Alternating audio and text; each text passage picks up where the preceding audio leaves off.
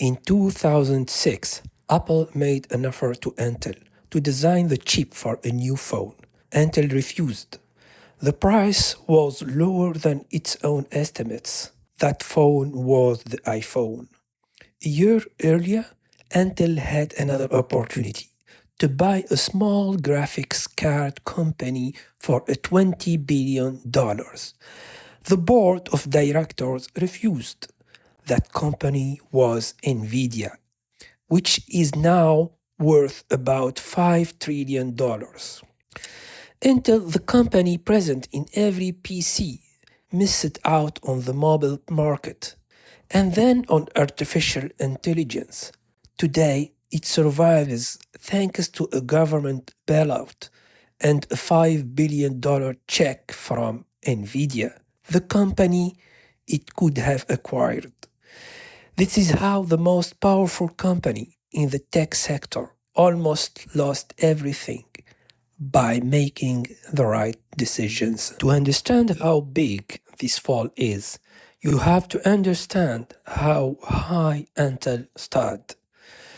For 30 years, Intel didn't just make chips. It set the clock for the entire industry. One of its founders, Gordon Moore, gave tech its most famous promise that computing power would double roughly every 2 years. The whole industry organized itself around that promise, and Intel delivered generation after generation. Its processors, the x86 architecture, became the brain of nearly every personal computer on Earth. Intel Inside wasn't just a sticker, it was a monopoly. Windows ran on Intel, business ran on Windows, the whole system ran on Intel. But the real moat wasn't the chip, it was the model. Intel didn't just design its processors, it built them on its own factories, the most advanced on the planet. Design and fabrication under one roof. That gave Intel the fattest margins in tech and a manufacturing lead no rival could touch. By mid-2000s, Intel was untouchable, and that is exactly where the story turns. Because the thing that made Intel untouchable was about to make it unable to move. Here is what Intel got wrong, and it wasn't stupidity. In 2005, Intel's CEO, Paul Otellini, looked at a small company making graphics chips for video games.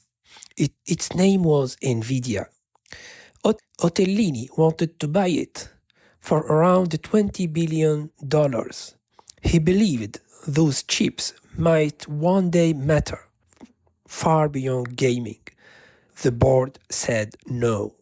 20 billion would have been Intel's most expensive acquisition ever, and Intel had a poor record of digesting big deals.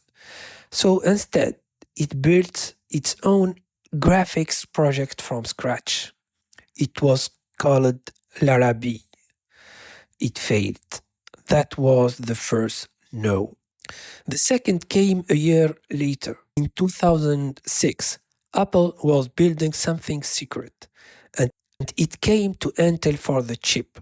But Apple wanted to pay a price below what Intel calculated the chip would cost.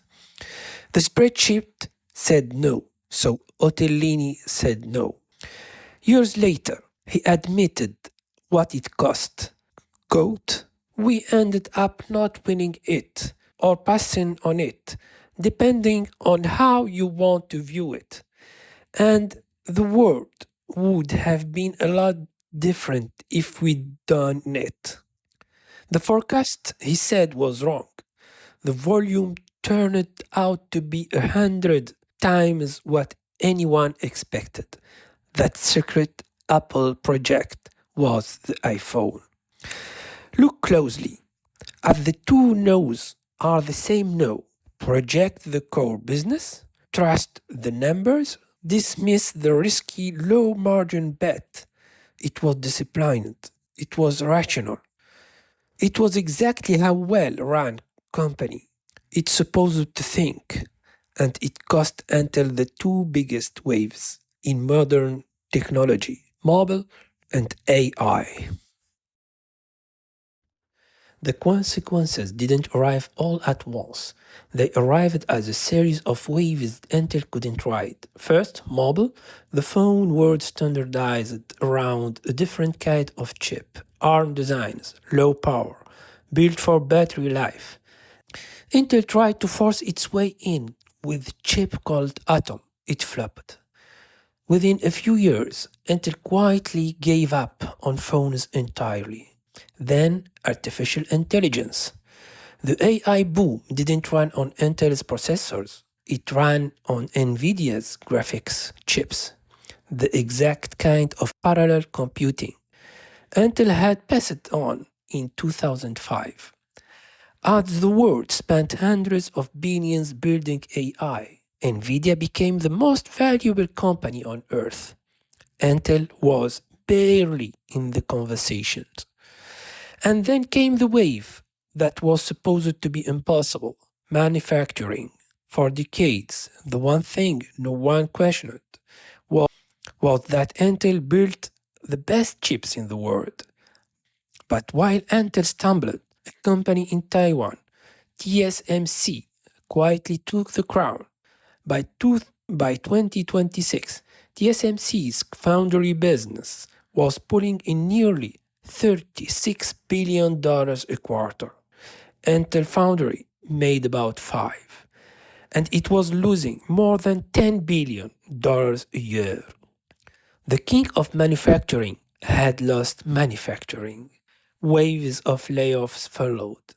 The company that once set the pace for all the technology was now fighting just to stay alive. So how do you explain a fall this complete? The easy answer is that Intel got lazy, or arrogant, or stupid. But that's not what happened. Every single no made sense at the time. Passing on a below-cost phone chip protected Intel's margins. Refusing a $20 billion acquisition avoided a huge risk. Betting on its own factories was the strategy that had won for 30 years.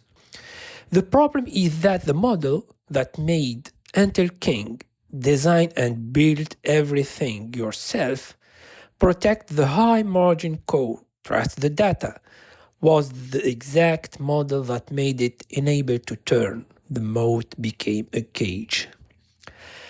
That's the second order effect.